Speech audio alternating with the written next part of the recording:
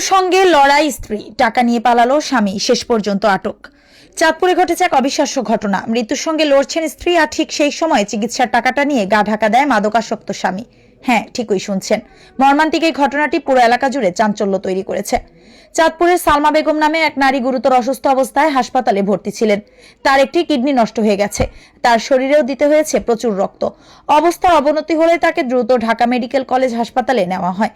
তখন তার স্বামী রতনকেও সঙ্গে পাঠানো হয়, যেন স্ত্রীকে সঠিকভাবে দেখাশোনা করতে পারে। কিন্তু সেখানে গিয়েই ঘটে সবচেয়ে নিন্দনীয় ঘটনা। স্ত্রীকে হাসপাতালে রেখে চিকিৎসার সমস্ত টাকা নিয়ে নিখোঁজ হয়ে যান রতন। এলাকাবাসী জানান, রতন আগে থেকে মাদকাসক্ত ছিল এবং চাঁদপুর জেলা সাব রেজিস্ট্রি অফিসে দলিল লেখক হিসেবে কাজ করলেও মাদক সংক্রান্ত মামলার একাধিকবার ধরা পড়েছিল। তারপর থেকে এলাকায় রটে যায় রতনের পালিয়ে যাওয়ার খবর। অবশেষে শহরের চেয়ারম্যান ঘাট এলাকায় তাকে দেখা গেলে স্থানীয়রা ধরে ফেলে। পরে তাকে চাঁদপুর মডেল থানায় সোপর্দ করা হয়।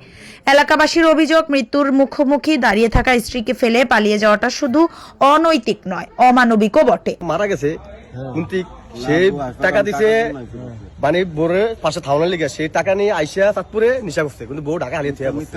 হ্যাঁ, তারপরে এটা সাক্ষী হয়েছে তার মেজেন, তার প্রেজেন্ট ওই যে তার ভাড়া মিস্টারে। আচ্ছা, বাড়ি কোথায়? কি নাম ভাই তোমার?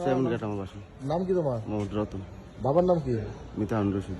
আর এই বোর নাম কি? এ মিস্টার ভাই, বোর কি না ভাই? তোমার বোর নাম? সালমা ওরে আমার 1000 টাকা দিছে। নেশা করো কেন ভাই? নেশা করি না, কি করছো? মিথ্যা কথা। তোমার বউ কোথায়? আমি রেস্টুরেন্টে চাকরি করি। বউ কোথায়? আমার অবস্থা তো বলছে যে আজকে আমি কালকে বলছিলাম আমার বউ হাসপাতাল, ভাই কিছু টাকা দেন। বলছে রতন কালকে আইলে তোর আমি কিছু টাকা কি দেব। চাকরি করো? সদস্য দলিল লেখো, দলিল দেখো। 2 সদস্য ওই থাকো কি? বোর নিয়ে থাকো কি? হাজির করে রাজি করা।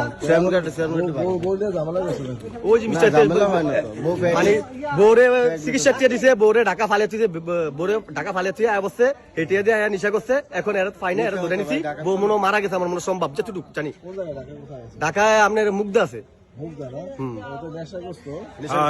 না ভাই, এটা শের নিজের বইনে আগের খবর দিয়ে ধরে দিছে, তালা দিয়ে দিতাম বিলাই, কারণ আমরা ধরে লিয়েছি। তার গাও কোনো হাত দিলে বোনের বাসা যায় ভাই বানসুর করে আছে। ঠিক আছে না? হ্যাঁ। আচ্ছা, আচ্ছা, এই ঘটনা নাকি? এ থাকে কি? এ থাকে? টাইম কই ঠিক আছে হ্যাঁ বাবা। বোর বাড়ি কোথায়? বোর বাড়ি কি? এ মিস্টার ওর বাড়ি কমলাপুর। কমলাপুরে। জি মিস্টার মজুমদার, ওই আমার ওইলিগা ছোট ভাইয়েরা। আমি যুবদলের সাংগঠনিক সম্পাদক 9 নম্বর ওয়ার্ডের। কালকে যখন ওর স্ত্রীর সমস্যা আমি রাখাতে আসছি, আসার পর আমি এখানে গেছি, মোবারক সাহেব আমাকে ফোন করে নিছে। রুগীর খুবই গুরুতর অবস্থা, আমাকে বলছে যেভাবে হোক রেফার করেন। ওকে আমি 2 ঘন্টা তোমায় ফোন দিতেছি, 2 ঘন্টা তোমায় ফোন দিতেছি, উনি ওই আসবে না, চিকিৎসা করবে না। তা আমি এতদিন ধরেছি, এখন আপনারা দৌড়ান, তুই নিয়ে ভর্তি কর। আমি ওসি সাহেবের সাহায্য নিয়েছি, ওসি সাহেব পুলিশ পাঠাইছে। পুলিশ গিয়ে রুগী দেখছে, পুলিশ পর্যন্ত চোখের পানি পালাইছে। পালানোর পরে পুলিশ আমাকে বললো যে এখন আর একটা গার্জিয়ান দরকার, তাহলে তুমি ওসি সাহেবের সাথে বলে পরে তার জন্য অ্যাকশন নিয়ে আগে রুগী বাঁচাও। আমি ওরে রুগীর সাথে অ্যাম্বুলেন্স ভাড়া টাড়া করে সবকিছু রেডি করে আমি রুগীর দায়িত্ব নিয়েছি যে আমি ট্রিটমেন্টের টাকা দেবো, তুমি শুধু থাকবা। সে কি করলো, রুগী নিয়ে গেল। যার পর সে রুগী ঢাকা মেডিকেলে পালিয়ে থুয়ে আমার শালাকে বেরিয়ে সে চাঁদপুর চলে আসছে।